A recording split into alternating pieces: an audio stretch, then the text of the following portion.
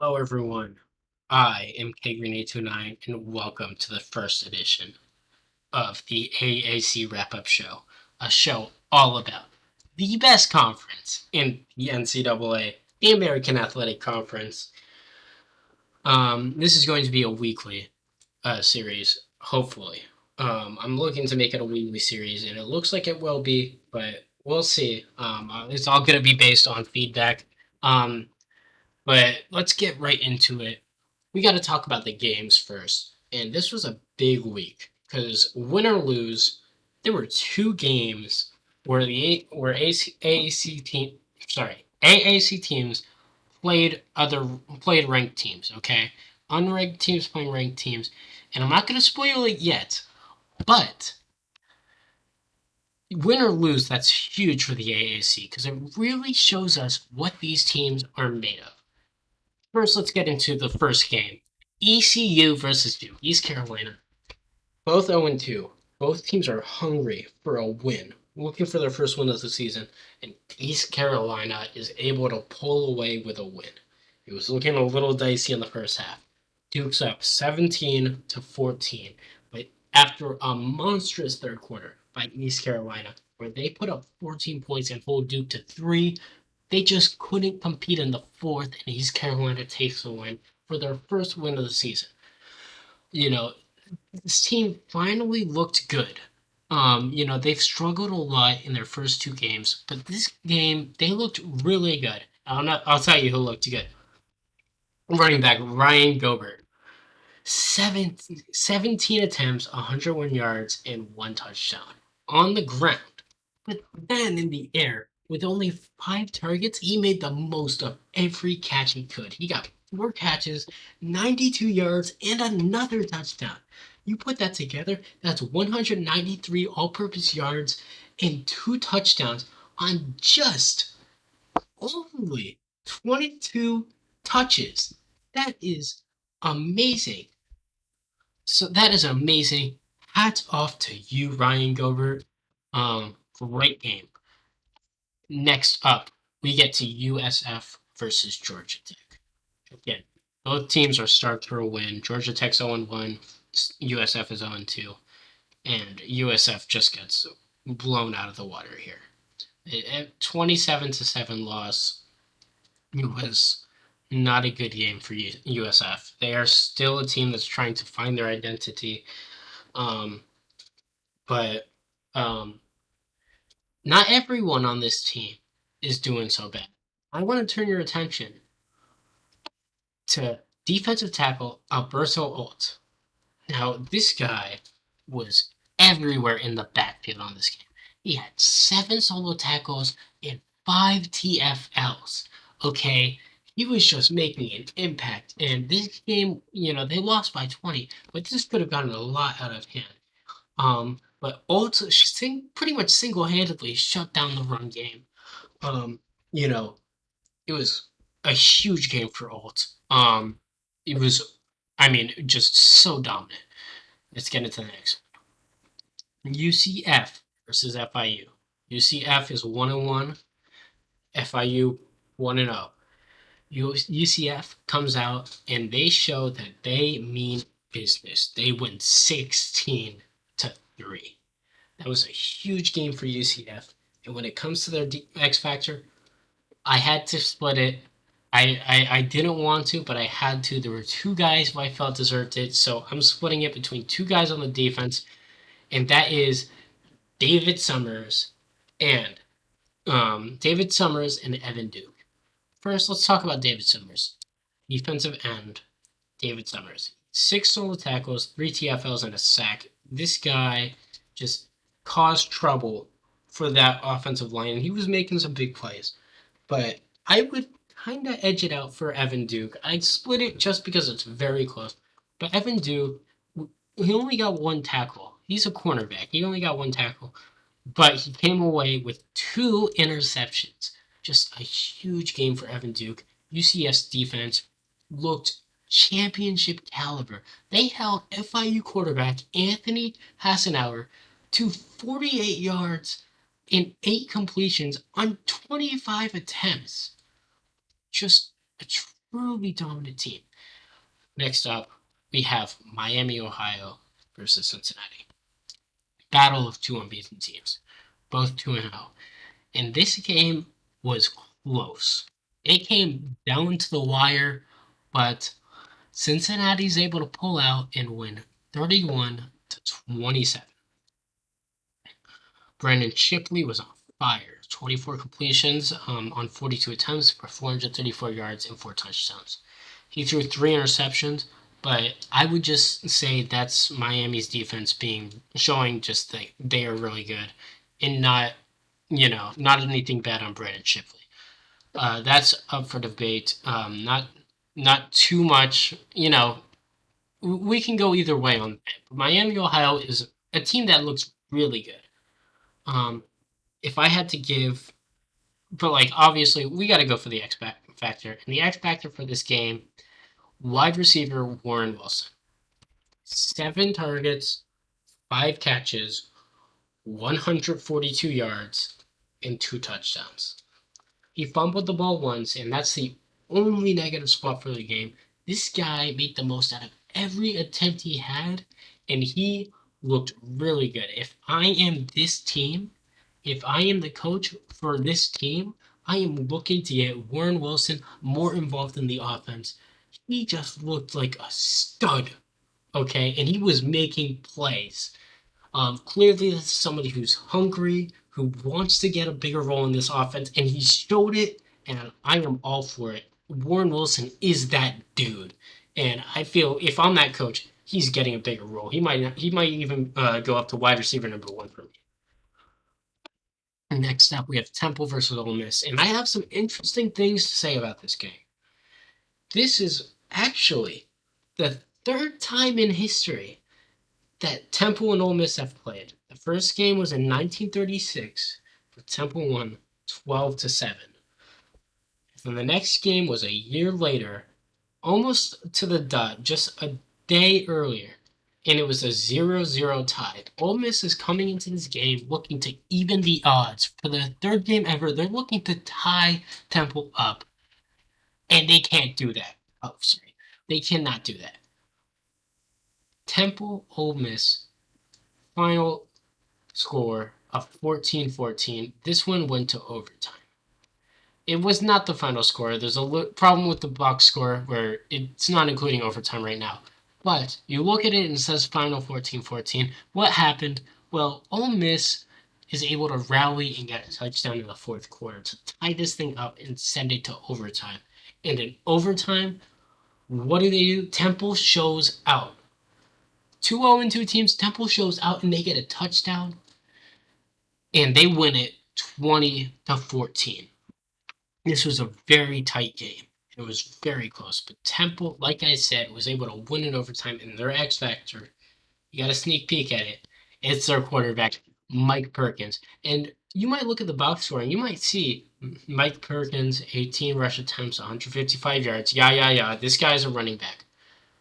And I thought so too. I had to start recording this over again because I assumed he was a running back. But then I looked up and I realized this is not a running back.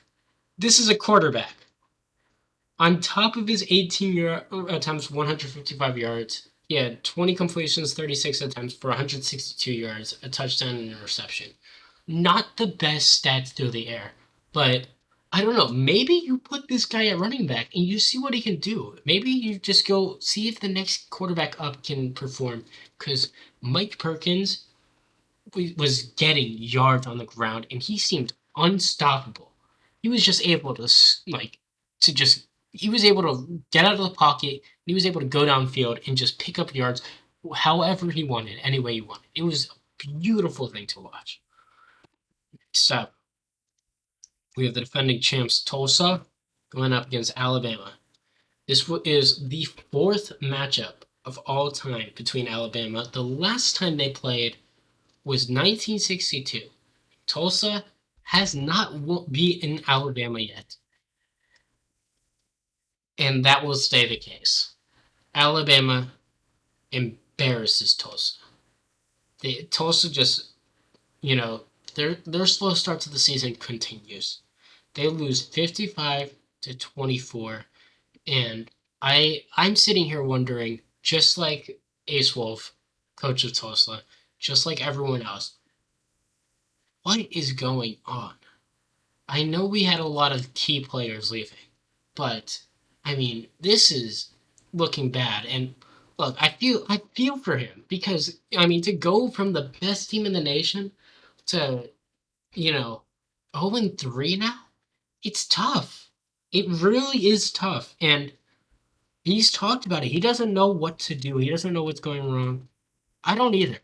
I really am hoping Tulsa can find a way to turn this around because I believe they are still a really good team. And you know, when Tulsa's good, the AAC is good. I want to see Tulsa reclaim their former glory at the top of the AAC and at the top of the world, at the top of the college football world. Going over, we got to talk about the X factor, and that is, in my opinion, defensive end Freddie Gervaco. Sorry if I pronounced that name wrong. 7 solo tackles, 2 assisted tackles. Again, not much went good for them, but he had the best game out of everyone. Moving on from that game, though, we go up against our first game against a ranked team, Tulane versus UNT. This is the second meeting of these teams ever. First and only other time they met was in 2013, and Tulsa was able to edge out a win with a score of 24-21. So in their second meeting ever, how did it go? Well, this time's a little different. Both teams are 1-1, and North Texas is actually ranked 16th. So it was going to be a tough task for Tulane, but Tulane comes up and they get the job done.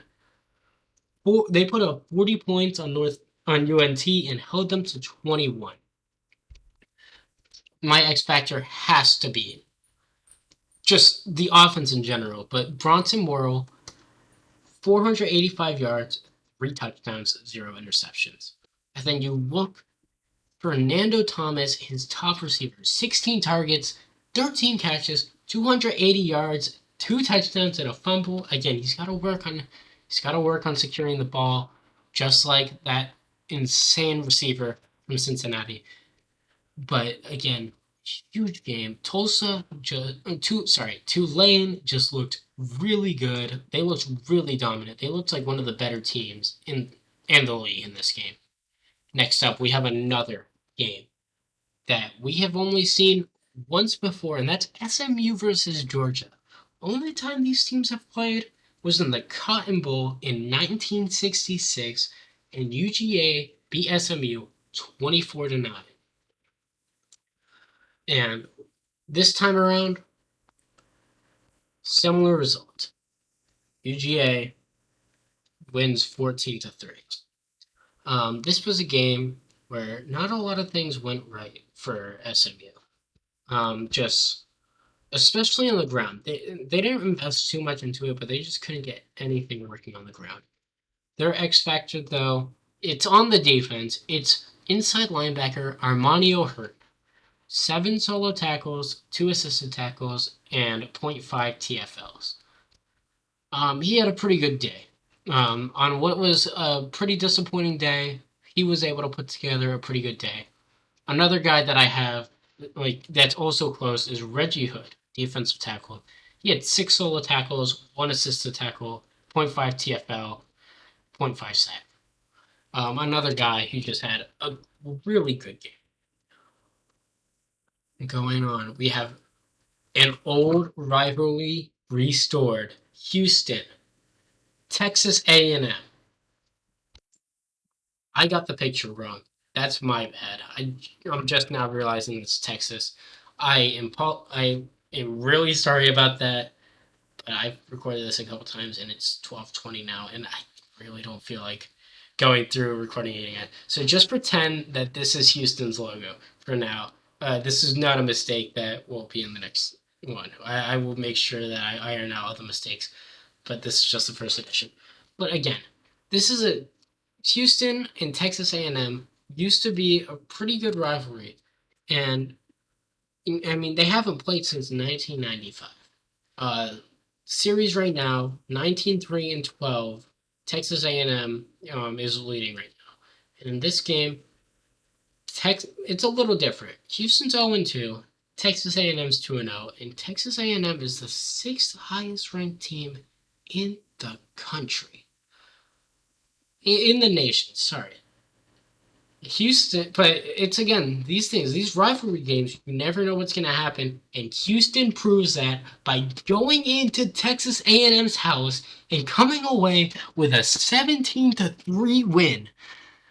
Houston went in and shocked the nation, getting their first win against what was perceived to be the sixth best team in college football at their own house. That was just absolutely insane. X factor for this game, I have to give to their running back. Okay, Devontae Doyle, 19 attempts, 112 yards, no touchdowns, and he had a fumble. So again, we see it again. You know, we're having some trouble holding onto the ball in the AAC, and we need to iron that out.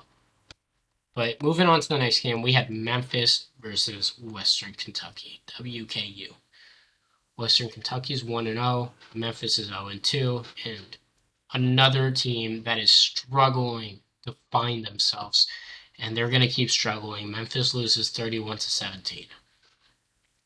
Tough game for Memphis. Just a lot of teams in the AAC are struggling to find themselves.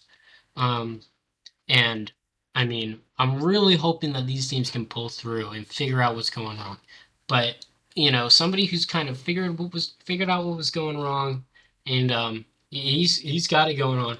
Brad Jones, cornerback, 5 solo tackles, fumble recovery, and an interception. This guy was everywhere, and he was making plays. So again, Memphis, they struggled, but you know, they struggled. But Brad Jones is really somebody who's starting to shine on that defense. Next up, we have Navy, the AAC Commissioner Syndicate versus New Mexico, the Lobos. And Navy comes away, and going into that game, they do not have a fun time. They lose 31-14. Just again, rough game. Quarterback just had a really rough game. It was just not looking good for Navy. But I have to give the X factor for Navy to Donald Perkins. 17 attempts, 106 yards, and 1 touchdown. Um, you know, that is all for the games. So let's get into some rankings. So I've got my full list of rankings, but first let's go through the top 3. Number 3 is UCF. Like I said, UCF. They're now 2-1. They had a big game against FIU, and they came away with a win. They are looking really dominant, and that defense is a powerhouse. They are doing a lot of things right, and there's still a lot of things they have to iron out. But if your defense is holding an opposing quarterback to 48 yards passing and 3 interceptions, you are doing something right. And this team is sitting, at the top of the AAC, not at the peak. They're not at the peak. There's 2 teams that I put above them, but UCF is looking good. Next up, we have Cincinnati. Like I said, Cincinnati is 3-0. They played another really impressive team in Miami, Ohio, and they were able to come away with a win. They look really good. Brandon Shipley is looking like he is one of the better quarterbacks in the league. And then again, Warner Wilson out of nowhere had a great game. Daniel Sands had a really good game, except 13 targets, 6 catches. He had 123 yards on those 6 catches and a touchdown. But if he can start catching more of those footballs, this team is going to go places. Number 1, and I've had trouble putting them here because it's my own team. It's the Tulane Green Wave. I really didn't want to put them up at the top at first just because it is my own team. But I mean, we got a really big win against the number 16 ranked team in the nation. We're clicking on all cylinders. We have a Heisman. We have somebody who's in the running for the Heisman and Bronson Morrill, our quarterback. It's just so much was going right. I felt like I had to. I had to put them as number one. I really didn't want to, again, because they're my team, but I just felt like there was no choice. Um, so let's get back to the full rankings. Here are the full rankings. At one, we have Tulane, who's 2-0. Two, we have Cincinnati 3-0. Three, we have UCF 2-1. Four, we have Houston, who's 1-2. Um, I put them above some of the other 1-2 teams just because, again, huge win against number six. I don't feel like they're out that tier with UCF, but they're getting close. Maybe in one or two more wins. If UCF wins one or two more games and Houston wins one or two more games, Houston might jump UCF, but we will see. Five, I put Tulsa, despite them being 0-3, and there's three other 1-2 teams that are below them. I feel like Tulsa's just off to a slow start. But you look at that team, and you look at who's on that team, and they have the talent. Just I think a little bit of a championship hangover. Some things just aren't working for them right now. But I think that this team, like, I really feel like Tulsa is a really good team, and they will, whether it's like right at the end of the season or it's next season, they will prove that they still have it. Next up, I have Memphis 1-2, East Carolina 1-2, Temple 1-2, and then rounding out the bottom three, Navy 0-2, SMU 0-3, USF 0-3. Not too much to say about all six of those teams. Just teams that have been a little disappointing. Again, some big wins from those teams there, but again, I don't think it's enough to move them up above Tulsa.